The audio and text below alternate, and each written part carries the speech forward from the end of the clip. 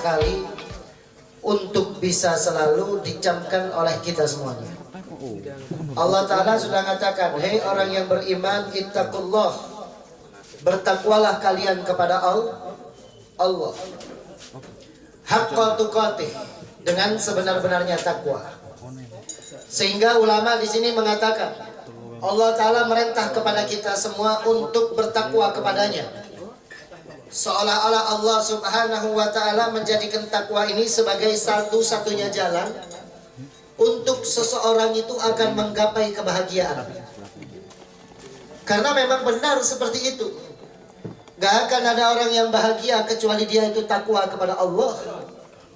Gak akan ada orang yang bisa hidupnya itu penuh dengan ketenangan, ketentraman, kecuali kamu dekat dengan Allah Ta'ala.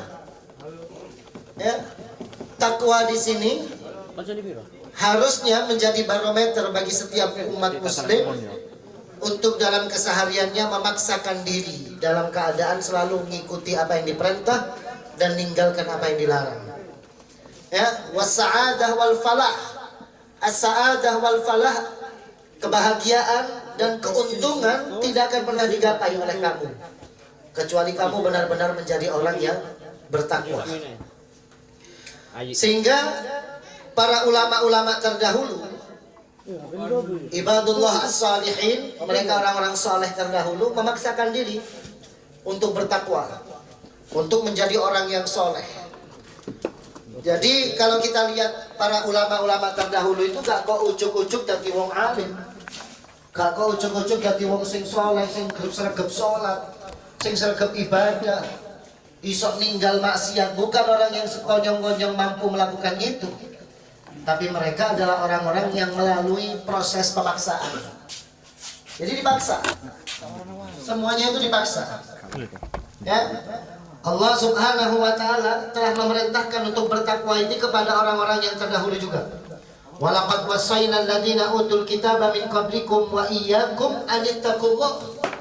Allah Ta'ala juga perintahkan kepada orang-orang sebelum kita, umatnya Nabi Muhammad, dan juga kepada orang-orang sebelum kepada orang-orang yang sebelum wujudnya Nabi Muhammad di muka bumi. Allah Ta'ala sudah perintahkan untuk mereka itu takwa kepada Allah Subhanahu wa Ta'ala. Nah, hadirin rahimakumullah, Al-Habib Abdullah bin Alwi Al-Haddad, beliau mengatakan dalam kitabnya bahwa takwa inilah nanti yang akan membawa kebahagiaan bagi kita, ajil wa ajil, baik di masa hidupnya dia atau di masa nanti setelah matinya dia, baik di dunia ataupun di akhirat. Zahir wa batin, bahkan zahirnya dia dan batinnya dia. Karena ada orang itu yang zahirnya seolah-olah bahagia, tapi batinnya gak bahagia, hadirin. Berapa banyak kita menilai orang itu seneng ya, mobilnya api, omane api, jabatannya dhuwur, duwe wakeh, ATM-nya numpuk, misalkan begitu. Kita lihat zahirnya dia itu bahagia, tapi belum tentu juga batinnya bahagia. Bisa jadi ternyata dia sengsara di dalam rumahnya, ya kan? Mbok diganyang bojone, mbok diganyang anake, mbok diganyang penyakit, mbok diganyang karyawannya. Banyak perantara yang menjadikan dia tidak jadi bahagia. Sehingga apa? Yang harus dicapai zahir bahagia, batin dan juga bahagia. Nah, ini yang diajarkan oleh para ulama kita untuk bagaimana cara hidup itu bisa jadi orang yang bahagia dunianya, akhiratnya, ya, zahirnya, batinnya. Dan ini tidak akan pernah bisa kita dapat, tidak akan pernah bisa kita ketahui kecuali hanya dengan kita mempelajarinya. Ya apa caranya isok seneng dunia akhirat? Ya apa caranya isok sehat zahir batin? Senang zahir, senang batin, itu ada rumus-rumusnya. Kalau kita mau menekuninya, mau mempelajarinya, mau menggelutinya, niscaya kita akan mendapatkannya itu. Kenapa demikian? Karena Allah Ta'ala dalam Al-Quran sudah berjanji. Dalam Al-Quran Allah Ta'ala sudah janji. Dan kalau Allah Ta'ala janji tidak mungkin meleset, hadirin. Beda dengan janjinya kita. Karena janjinya kita ini banyak palsunya. banyak tidak tepatnya. Tapi kalau sudah Allah Ta'ala yang janji, kalau sudah Nabi Muhammad yang janji, pasti janjinya itu akan terjadi dan akan dapat terlaksana. Lihat bagaimana Allah Subhanahu wa Ta'ala menjanjikan kepada kita. Allah Ta'ala mengatakan dalam Al-Quran bagi orang yang bertakwa, pertama, dia akan mendapatkan ma'iyah. Apa ma'iyah itu? Ma'iyah itu bersama, dari kata ma'a, artinya bersama. Ma'iyah kebersamaan, hidupnya akan senantiasa bersama dengan Allah Subhanahu wa Ta'ala. Allah Ta'ala dalam Al-Quran mengatakan wattaqullah wa'lamu annallaha ma'al muttaqin. Bertakwalah kamu kepada Allah Subhanahu wa Ta'ala, dan ketahuilah wahai kamu sekalian bahwasanya Allah Subhanahu wa Ta'ala ma'al muttaqin, bersama orang-orang yang bertakwa. Nah, ini sudah kunci bagi kita. Berarti kalau pengen jadi orang yang selalu bersama dengan Allah, dia harus takwa dulu. Kalau ingin menjadi seseorang yang selalu bersanding dengan Allah Subhanahu wa Ta'ala, maka dia harus takwa dulu. Apa sih untungnya kalau kita bersama dengan Allah? Saya kasih gambaran tuh. Bagaimana seseorang itu menjadi penjilatnya orang kaya. Dia akan berbuat segala macam apapun untuk selalu dekat dengan orang kaya itu. Bahkan sama orang kaya itu dia direndahkan, tetap dia sabar. Dia menguat-kuatkan dirinya untuk selalu bersama dengan orang kaya itu. Apa untungnya dia? Untungnya dia kalau bersama dengan orang kaya, dia akan menjadi seperti orang kaya meskipun tidak kaya. Paling tidak bisa duduk semobil dengan mobil yang mewah bersama orang tersebut. Paling tidak bisa tinggal di dalam rumah yang mewah bersama orang tersebut yang kaya raya. Paling tidak menjadi orang yang bisa makan di restoran yang mewah, ya kan? Bisa makan di restoran yang mahal, misalkan seporsinya sampai 500.000, 1 juta, bisa. Meskipun dia sebenarnya orang melarat, tapi karena dia bersama dengan orang kaya, akhirnya nikmat. Meskipun dia perlu pengorbanan. Secara apa? Biasanya kalau sudah orang itu menjilat kepada orang kaya, kebanyakan diperbuat apapun dia ridho. Diperintah tanpa dibayar, dikata-katain, tetap balik mana. Terus dilokno, dimusuhi, dilokno segala macam, apapun direndahkan gimana caranya, tetap dia datang saja kepada orang kaya itu. Kenapa? Dia punya tujuan, pengen merasakan apa yang didapat oleh orang kaya tersebut. Nah ini kalau bersama dengan orang kaya. Ya, ini kalau bersama orang kaya. Begitu juga bagaimana seorang menteri misalkan ingin bisa selalu mendapatkan pandangan dari presidennya, ya kan? Dia akan berbuat apapun, baik itu haram, baik itu menyengsarakan rakyat, dia akan perbuat itu semuanya. Yang penting apa? Dia dapat nilai plus dari presidennya. Yang penting dia menjadi orang yang bisa dekat dengan presidennya. Entah itu apa yang dikerjakan, semuanya diperintah. Tujuannya apa? Biar bisa dekat dengan presiden, sehingga mendapatkan fasilitas-fasilitas yang ada pada presiden. Nah ini untungnya kalau bersama, hadirin. Untungnya kalau bersama. Bagaimana juga satu kisah ya, kebalikannya ini. Ada seseorang santri yang selalu bersama dengan gurunya. Kemanapun saja gurunya pergi, dia selalu bersama dengan gurunya. Ikut gurunya, sampai satu waktu, ya, orang tersebut karena selalu bersama dengan orang alim tersebut, sama orang-orang dinilai dia juga alim, dia juga berilmu, dia juga dikira menjadi orang yang paham tentang satu hukum, sehingga apa? Akhirnya dia juga ditanyai tentang perihal hukum juga. Ada efeknya ketika bersama dengan seseorang yang kita kumpuli. Nah begitulah kita yang kita harapkan. Yang paling pertama bagi orang mukmin itu harusnya apa? Ma'iyah, bersama dengan Allah Subhanahu wa Ta'ala. Masa bodoh dengan yang lainnya. Orang kalau sudah beriman, gak diidai wong soge, gak diidai sapa wae, gak ngurus, yang penting ide ambil Allah. Sudah cukup bagi dia. Kenapa? Sudah dekat dengan zat yang maha menguasai apa yang ada di dunia ini. Ma'iyah. Ini keuntungannya orang yang bertakwa. Itu janji yang pertama. Apa yang pertama? Dia akan bersama dengan Allah asalkan bertakwa.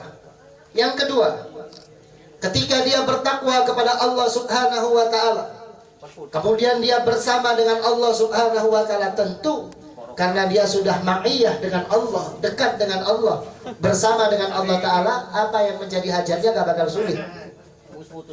Ya. Bahkan kadang ya, orang itu untuk nembus ke ke menteri, untuk nembus ke presiden, perlu lewat dulu kepada ajudan-ajudannya. Gak bisa kamu langsung datang ke presiden ujuk-ujuk, gak bisa. Lewat dulu ajudan-ajudannya, lewat dulu menterinya, bahkan lewat pejabat-pejabat yang ada di bawahnya. Nembusi dulu, kirim surat, saya pengen ketemu presiden, terus banyak peraturannya. Lah kalau ini sekarang kita sudah dekat dengan Allah Subhanahu wa taala, tentu kita gak butuh perantara-perantara yang lainnya. Kita hanya akan bersandar kepada Allah Subhanahu wa taala. Hajat kita begitu karena kita bersama dengan Allah, dilihat oleh Allah taala, uripmu kok susah, disenengno. Kenapa? Sudah bersama dengan Allah. Oh, kamu butuh mobil, dikasih mobil. Karena bersama dengan Allah. Oh, kamu butuh ini, dikasih. Oh, kamu butuh ini, dikasih. Oh, kamu belum butuh, dicegah. Oh, kamu kalau pakai ini nanti bakal seperti ini. Dia akan memikirkan terus. Karena sudah bersama dengan Allah Subhanahu wa taala. Yang pertama adalah ma'iyah. Yang kedua, ketika orang itu bertakwa, maka dia akan mendapatkan ilmu secara laduni. Dalam artian tanpa sulit lah dia untuk mendapatkan ilmu. Ingat ya, antum ketika hadir pengajian seperti ini, itu bisa jadi karena sebab antum sedang bersama dengan Allah. Loh iya, kenapa begitu? Orang kalau sudah gak jauh dari Allah Ta'ala, diinjakkan ke tempat yang khair, ke tempat yang baik saja, Allah Ta'ala gak bakal takdirkan itu terjadi. Kamu bisa takdir sampai duduk di sini, dengarkan nasihat, dengarkan pengajian, itu Allah Ta'ala masih berkehendak baik buat kamu. Kalau Allah Ta'ala sudah gak suka sama kamu, sudah benci sama kamu, telingamu ini untuk dengar pengajian saja gak bakal kesampaian. Ojo kau hadir, ngerungokno tok wadon anti besan.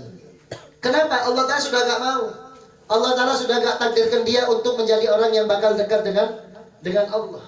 Sehingga apa? Makanya saya sering sampaikan, kalau sudah hadir, istiqomahkan, tahan, kuatkan, apapun kendalanya. Kenapa begitu? Ini sedang Allah Ta'ala arahkan kita itu untuk menjadi orang yang baik. Meskipun mungkin kita belum sangat baik, tapi kita sedang berada di prosesnya.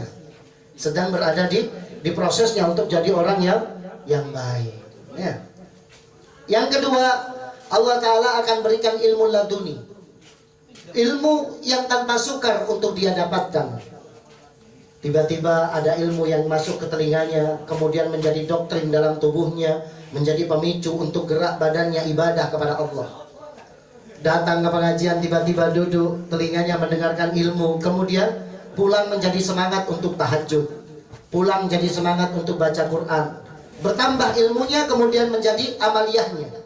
Apa Allah Ta'ala janjikan di dalam Al-Quran? Wattaqullah wa yu'allimukumullah. Bertakwalah kamu kepada Allah Ta'ala, baru nanti kamu akan diajarkan oleh Allah Subhanahu wa Ta'ala. Dengan takwa, kamu akan diajarkan apa yang belum kamu tahu.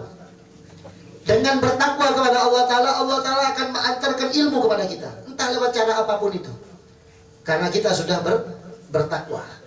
Nah, nanti pembahasan takwanya akan Anda bahas di belakangan. Kenapa Habib kok gak di depan? Ini ada urutannya. Habib Abdullah bin Al-Haddad sengaja camkan takwa itu di belakangan, biar lebih nyantol takwanya, pengertian takwanya, biar lebih nyantol. Diiming-imingi dulu, kalau kamu bertakwa begini, nanti kemudian baru diajarkan tentang takwanya. Apa itu takwa? Kemudian nanti akan diberikan juga ancaman kalau kamu gak bertakwa. Ya? Itu yang kedua. Yang ketiga, Allah Ta'ala akan berikan furqan bainal istibah. Apa furqan bainal istibah? Kamu akan dijadikan orang yang pandai milih. mana yang membingungkan di dalam kehidupanmu. Kalau kamu bertakwa, kamu gak bakal jadi orang yang bingung. Kamu gak bakal jadi orang yang gelisah. Kira-kira nanti ya pikir, uripku arahku nanti, gak bakal. Allah Ta'ala akan mantapkan kamu di satu jalan untuk benar-benar menjadi kebahagiaanmu sendiri. Allah Ta'ala katakan dalam Al-Quran, ya ayyuhalladzina amanu taqullah yaj'al lakum furqanan wa yukaffir ankum sayyi'atikum wa yaghfir lakum wallahu dzul fadlil azim. Allah Ta'ala katakan di dalam Al-Quran, wahai orang-orang yang beriman, ya, bertakwalah kepada Allah Subhanahu wa Ta'ala, maka Allah Ta'ala akan jadikan kepada dirimu satu pembeda. Kamu akan mampu untuk membedakan yang hak dan yang batil. Kamu akan menjadi seseorang yang mampu untuk menjadikan dirimu sebagai seseorang yang benar-benar bahagia di dunia dan di akhirat. Bukan hanya itu, bahkan Allah Ta'ala akan ampuni yang jelek daripada kamu. Yang dulu pernah kamu berbuat maksiat, itu bakal dihapus sama Allah Ta'ala. Dan Allah Ta'ala akan ampuni dosa-dosamu. Itu janjinya Allah. Yang ketiga, Allah Ta'ala akan berikan kamu pemantapan kepada di saat-saat kamu menghadapi kebingungan. Allah Ta'ala akan jadikan hidupmu selalu tenang. Allah Ta'ala akan berikan, hei hadirin rahimakumullah, kamu punya utang banyak, kemudian sumpah, itu karena takwamu kepada Allah Ta'ala itu kurang. Utangmu akeh, gak lunas-lunas, kangelan bayar, mariono dadi sumpahmu, itu mergo takwamu kurang. Lu kalau kamu itu takwamu benar, kalau takwamu itu benar-benar dinilai sama Allah Ta'ala diterima, maka apa? Gelisah yang harusnya terjadi di dalam dirimu itu berubah dengan menjadi ketenangan. Sing kudune wong nek ngedepi utang akeh sumpek gara-gara kon takwa, tenang ae. Ditagih is biasa. Ya, gak mampu bayar teko tempone ya biasa, tetep iso guyu. Tetep iso guyon. Tetep iso kumpul. Dijak omong cek nyambung. Awake yo tambah lemu. Ya kan? Kan kenapa begitu? Karena dia hidup dalam ketenangan. Kuncinya satu, bertakwa. Nah, yang keempat, akan selamat daripada api neraka. Allah Ta'ala berkatakan, wa in minkum illa wariduha kana ala rabbika hatman maqdiya summa nunajjil ladina taqaw wa ndaru zalimina fiha jizya. Ya, orang-orang yang bertakwa kepada Allah Subhanahu wa Ta'ala akan diselamatkan oleh Allah Ta'ala daripada neraka yang menakutkan. Syaratnya bertakwa. Kalau nggak ditakoni, wedi ambil neraka, wedi pengen mlebu surga, pengen sholat, gak sholat, kan mustahil. Kan? Kamu pengen masuk surga, pengen Firdaus, al-a'la, sing paling dhuwure surga pengen tak leboni. Takut masuk neraka, takut saya masuk neraka. Nutup aurat, enggak. Ya kan? Malah diumbar auratnya. Pakai yang cekak-cekak, kerudungnya dibuka, masih makan riba. Ini mustahil. Gonceng sing tutup muhrimi, gak nikah. Sawangan. Los. Sing kepiro mari ngono? Kelima. Keenam. Yang keenam adalah keluar daripada kegentingan. Makhraj minasyada'id. Dia akan dikeluarkan dari kegentingan. Caranya bertakwa. Kalau gak takwa ya kamu gak bakal keluar dari kegentinganmu. Kon bakal susah terus. Kon bakal ngedepi masalah terus. Kenapa? Allah Ta'ala katakan wa may yattaqillah yaj'al lahu makhrajan wa yarzuqhu min haitsu la yahtasib. Kalau kamu bertakwa kepada Allah Ta'ala, maka apa? Allah Ta'ala akan berikan jalan keluar kepada kamu. Aku kok nganggur tahunan ini? Ya mergo kon gak sholat, mergo kon gak takwa. Quranmu sampai debune gak karu-karuan kandele sak senti. Ya. Mergo kon cek sregep delok film porn. HP-mu masih penuh dengan gambar-gambar maksiat. Nah, jangan kaget kalau kamu gak keluar, gak selesai daripada kegelisahanmu. Nah, caranya apa? Takwa dulu, baru kamu nanti akan dikasih jalan keluar. Nah, yang ketujuh, dijanjikan surga bagi orang yang bertakwa. Tilkal jannatul lati nurisu min ibadina man kana taqiyan.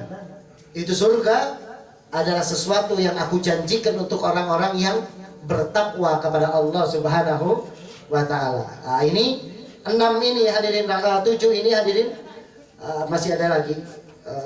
Yang ke-8 karomah fid dunya wal akhirah. Karomah. Dia akan diberikan karomah. Karomah itu apa? Mulya. Wong sing takwa bakal mulya. Kamu lihat tuh para ulama tuh, para kiai itu, karena dia itu takwa, datang ditolak al-badru, tolak al-badru, disambut. Anjir tok gak ya. Kayak kopi anyep bisa.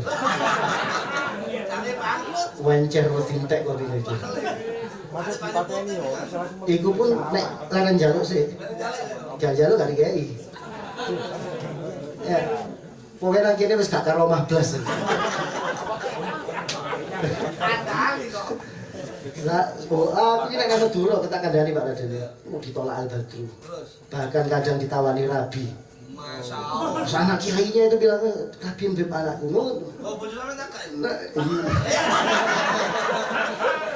karomah, jadi didapatkan kemuliaan, dimuliakan oleh Allah Subhanahu wa taala. Ya kan? Lihat tuh para ulama, karena dia memang takwa. Jadi ojo hasud ambek ulama. Kamu jangan pernah hasud, keliru nek kon hasud ambek ulama. Iku ulama kok mobilnya mewah, ulama pakaiannya serba mewah, ulama. Jangan hasud. Mereka itu dijadikan mulia, jadikan seperti itu karena mereka bertakwa. Dan yang menjadikan seperti itu adalah Allah. Ulama mobilnya Velfire begini biasa, dia itu adalah orang yang dimuliakan sama Allah. Karena apa? Allah Ta'ala katakan di dalam Al-Quran, inna akramakum indallahi atqakum. Sesungguhnya yang paling mulia di antara kalian adalah orang yang paling bertakwa. Semakin kamu banyak bertakwanya, semakin mulia di antara kalian hidupmu. Nah, jadi begitu, kalau kamu ingin jadi orang yang mulia, takwa saja. Jadi ingat, bukan pekerjaanmu, bukan apapun yang menjadikan kamu senang di dunia ini. Bukan pangkatmu, bukan derajatmu yang ada di dunia ini kemudian menjadikan kamu tenang, bahagia, senang, belum tentu. Karena yang paling penentu untuk menjadi bahagianya kita di dunia dan di akhirat, mulianya kita di dunia dan di akhirat adalah bagaimana kadar takwanya kita kepada Allah Subhanahu wa taala. Kita ambil contoh nih. Nabi Muhammad sallallahu alaihi wasallam. Nabi itu paling takwanya orang. Gak ada yang lebih takwa lagi dari Nabi Muhammad. Ya, gak ada yang lebih soleh lagi dari Nabi Muhammad. Nabi Muhammad itu adalah seseorang yang paling bertakwa, sehingga apa? Allah Ta'ala muliakan Nabi Muhammad Sallallahu Alaihi Wasallam. Ya, kita lihat bagaimana takwanya Nabi Sallallahu Alaihi Wasallam. Nabi pernah ditawari, disogok ini, disuap. Nabi kan ulama kala itu, bertentangan dengan pemerintahan dari kalangan kafir Quraisy Makkah. Disogok Nabi, Muhammad, kalau kamu mau berhenti dakwah, tak kasih perempuan yang paling cantik. Bahkan saya akan carikan perempuan yang paling cantik, baik itu dari luar negeri ataupun dalam negeri. Saya kawinkan sama kamu. Kalau kamu pengen uang, saya kasih uang kamu. Bahkan orang Mekah ini uangnya saya kumpulkan semuanya, kemudian setengahnya saya kasihkan kepada kamu, sehingga kamu menjadi orang yang paling kaya. Muhammad, kamu pengen jadi pejabat, saya angkat kamu jadi raja daripada kalangan kami di kota Mekah. Tapi karena Nabi Muhammad bertakwa kepada Allah Subhanahu wa taala, apa kata Nabi sallallahu alaihi wasallam? Ya, meskipun matahari diletakkan samping kananku, bulan samping kiriku, kemudian aku ditekan dengan dua-duanya seberat itu untuk aku meninggalkan perintahnya Allah Ta'ala ini, aku tidak akan pernah meninggalkan apa yang diperintahkan oleh Allah Subhanahu wa Ta'ala. Kayak disogok Nabi Muhammad. Ya, ulama kalau sudah bisa disogok, hina di dunia, hina di akhirat. Ya, ulama imannya ada di amplopnya mereka. Ya, kalau amplopnya besar datang. Kalau amplopnya dikit gak mau datang. Siapa sing ngundang bawa? Waduh tipis, gak teko maneh. Ya, ulama ya kan disogok sama pemerintah, didatangi, diziarahi sama pemerintah, ditinggali amplop. Akhirnya apa? Yang halal jadi haram, yang haram jadi halal. Menjual agamanya, maka akan jadi hina di dunia dan akhirat. Itu janjinya Allah Subhanahu wa ta'ala. Walhasil itu janji-janji Allah Subhanahu wa ta'ala bagi orang-orang yang bertakwa. Sekarang kita akan masuk kepada ancaman. Ancamannya orang yang tidak bertakwa kepada Allah Subhanahu wa ta'ala. Yang pasti kebalikan dari itu semuanya. Yang pasti kebalikan dari itu semuanya. Kamu gak bakal menjadi seseorang yang bahagia. Kamu akan diliputi dengan kegelisahan. Kamu akan diliputi dengan kebingungan. Kamu akan diliputi dengan kesengsaraan. Kamu akan diliputi dengan kesedihan. Kamu akan diliputi dengan kesukaran. Urepe angel. Ya, kenapa? Karena tidak bertakwa kepada Allah Subhanahu wa ta'ala. Ya. Nah, itu kebalikan yang itu tadi semuanya akan didapat bagi kamu yang tidak bertakwa kepada Allah Subhanahu wa ta'ala. Pengertian bertakwa. Apa sih pengertiannya takwa itu? Pengertiannya takwa itu apa? Sehingga sangat sering sekali kita dengar, namun kadang sedikit di antara kita yang mengerti apa daripada definisi takwa. Takwa itu, hadirin rahimakumullah, kalau menurut Habib Abdullah bin Abi al-Haddad, adalah kamu menjadikan seluruh daripada waktumu untuk Allah, mulai bangun tidur sampai tidur lagi. Itu artinya takwa. Dan kamu gak kufur, tapi kamu syukur kepada Allah. Dan kamu tidak bermaksiat, tapi kamu selalu tunduk terhadap apa yang, takut terhadap apa yang diancamkan oleh Allah Subhanahu wa ta'ala. Takwa itu, hadirin, adalah apa? Mengerjakan apa yang diperintah dan meninggalkan apa yang dilarang seluruh hidupnya. Itu namanya ittaqullah haqqa tuqatih. Bertakwalah kalian kepada Allah Ta'ala dengan sebenar-benarnya takwa. Tapi diantara kita mikir mungkin, apa mungkin 24 jam bertakwa kepada Allah Ta'ala? Jadikan waktunya semua untuk ibadah, jadikan semua waktunya untuk taat kepada Allah Ta'ala. Mustahil, Beb, kita ini kan manusia. Wajar kita tanya seperti itu. Kenapa? Sahabat pun datang ke Nabi Muhammad juga mengatakan seperti itu. Ya Rasul, apa kita gak ada kesempatan untuk makan? Apa kita gak ada kesempatan untuk bersenang-senang dengan istri dan anak-anak kami? Apakah kami gak ada kesempatan untuk mencari nafkah, sehingga kalau semuanya dijadikan untuk Allah dan Rasulnya saja? Maka Allah Ta'ala turunkan ayat berikutnya, bertakwalah kepada Allah Subhanahu wa ta'ala mastata'tum, semampu kalian. Semampu kalian. Dalam artian apa? Semampu kita bertakwa, takwa kita kepada Allah Subhanahu wa ta'ala. Tapi ingat, inna akramakum indallah atqakum. Tetap semakin kamu banyak takwanya, maka kamu semakin mulia di mata Allah Subhanahu wa ta'ala. Walhasil, hadirin rahimakumullah, terutama kita para pemuda, takwanya pemuda sama takwanya orang tua itu beda. Takwanya pemuda sama takwanya orang tua itu beda. Sering Anda sampaikan, yang dikatakan pemuda itu mulai dari balik sampai 40 tahun. Ya, itu pemuda. Dan pahalanya lebih besar dibandingkan takwanya orang yang sudah tua. Kalau orang tua ini mungkin takwanya karena memang takut maring ini kata mati. Ya kan? Sehingga dia memaksakan diri untuk bertakwa. Tapi kalau sudah pemuda yang bertakwa, ini luar biasa. Beda. Kalau pemuda yang paling bertakwa, Nabi Muhammad itu paling suka kalau sudah ketemu dengan pemuda yang tekun. Makanya kata Nabi SAW, paling baiknya pemuda adalah pemuda yang ketua-tuaan. Maksudnya apa? Pemuda yang tidak selalu condong nuruti karepe koyo arek nom tok. Mobil Legendan tok. Kemudian apa? Biliar, ngeband terus ya. Nah, tapi pemuda yang disuka sama Nabi Muhammad SAW adalah pemuda yang seperti orang tua. Maksudnya apa?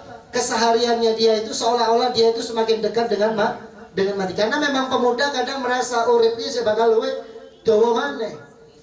Makanya Syekh Mustafa Al-Ghulayani yang beliau adalah seorang alim, juga mengarang ilmu daripada mengarang kitab-kitab alat daripada sorof, nahwu yang banyak dibaca di dalam pondok-pondok pesantren. Syekh Mustafa Al-Ghulayani dalam kitabnya Idhatun Nasihin beliau mengatakan bahwa agama ini berada di telapak kakinya para pemuda. Kalau sudah pemudanya semuanya itu takwa, pemuda mukmin ya, muslim yang Islam. Kalau sudah pemudanya itu takwa, takut kepada Allah Subhanahu wa taala, maka agama ini akan semakin menyala. Akan semakin kuat. Tapi kalau sudah pemudanya banyak yang hancur, banyak yang meninggalkan perintahnya nabinya, banyak yang lupa kepada nabinya, banyak yang enggak kenal kepada nabinya, maka siap-siap agama ini akan diinjak-injak oleh orang-orang kafir. Nah, terbukti sekarang. Sekarang terbukti. Ini yang ngaji banyak seperti ini, yang nggak ngaji lebih banyak lagi pemudanya. Ya, yang lebih gemar untuk musik saja, lebih gemar untuk bola saja, lebih gemar untuk biliar saja, lebih gemar untuk diskotik, itu lebih banyak di sana. Sehingga apa? Gak kaget kalau Islam ini semakin banyak orang yang meremehkan. Kenapa? Pemuda ini kelembar-kelembar, ngamuk nek klub bolanya sing diece. Kalau sudah klub bolanya yang diece, ya, dia langsung pasang badan, wani tawuran, wani mati. Tapi nek nabine sing diece melempem. Nah, ini pemudanya kita sekarang. Ngamuk pemudanya itu kalau sudah apa? Kiainya yang diejek. Kalau sudah kiainya sama gusnya yang diejek, dia gak terima, pasang badan. Tapi kalau nabinya yang diejek, sepura nono, nabi ku pemaaf. Ya enggak? Banyak ini kebukti. Makanya jangan kaget kalau orang-orang kafir kemudian menghina Islam. Kenapa? Mereka cuman pengen kita sebagai pemuda kepingin Islam itu semakin hina, semakin hina. Dan semakin hina benar ketika apa? Pemudanya semakin jauh dari nabinya, Nabi Muhammad Sallallahu Alaihi Wasallam. Makanya harusnya kamu, Ana cerita seperti ini bukan berarti kamu gak boleh untuk ngefans kepada artis atau pemain bola atau klub bola, bukan gak boleh, silakan. Tapi ojo kalah ambek ngefans nang nabimu. Ojo sampai kalah ngefans nang nabimu. Jadi nek gawe dunia wani mati apa maneh gawe Nabi Muhammad Sallallahu Alaihi Wasallam. Nah, itu yang perlu kita ketahui, hadirin rahimakumullah. Ya, sehingga apa? Ayo, Anda sampai bikin ngaji, ngopi, pakai band, oleh rokokan, los, kaosan. Saya paling nggak bisa sebenarnya begini nih. Saya dari dulu majelis taklim itu ya khusus-khususan. Dan ditakoni majelisku ya khusus-khususan, Selasa, Rabu. Teko dina Selasa, gak ono ngopi rokokan, gak ono nang masjid. Khusuk ngadep kiblat. Cuman apa beb kok ngaji ngopi? Yang jagani arek sesat model awakmu ini. Mergo apa dina Selasa gak gelem teko, dina Rabu gak gelem tak sediani Minggu ngaji lan ngopi. Sehingga apa? Lebih los lagi, lebih nyantai lagi. Lebih apa? Sing penting kelebonan ilmu. Sing penting utake kelebonan ilmu. Nah gitu. Kalau pengen yang khusyuk datang hari Selasa. Kalau pengen yang tasawuf datang hari Rabu. Kalau pengen yang khusus fikih datang hari Selasa. Sampai nggak pikiran nemoni aku model kayak gini. Pakai takwo. Iki sampe gak gelem teko. Lah wong aku nek pengajian Selasa biar rebut diwaras sesat tapi. Ya kan? Nah, kan sakno kan sing ngopeni. Akhirnya saya ngalahi. Wis tak openane ae. Kalian begitu. Ya kan? Nah, jadi begitu. Kenapa begitu? Maksud Anda begini. Kita sebagai pemuda, ayo tunjukkan mudanya kita, nggak apa-apa. Tapi kita juga harus tunjukkan kalau kita ini sebagai pemudanya Nabi Muhammad. Kita juga pemudinya Nabi Muhammad. Sehingga apa? Oleh gaul, oleh model, tapi tetap sandarannya adalah Nabi Muhammad Sallallahu Alaihi Wasallam. Paling nggak terima kalau sudah agamanya yang direndahkan. Ya, semoga dengan yang sedikit ini benar-benar menjadi motivasi bagi antum semuanya, terutama bagi saya pribadi, untuk menjadi seseorang yang dibanggakan oleh Nabi Muhammad Sallallahu Alaihi Wasallam. Bismillahirrahmanirrahim.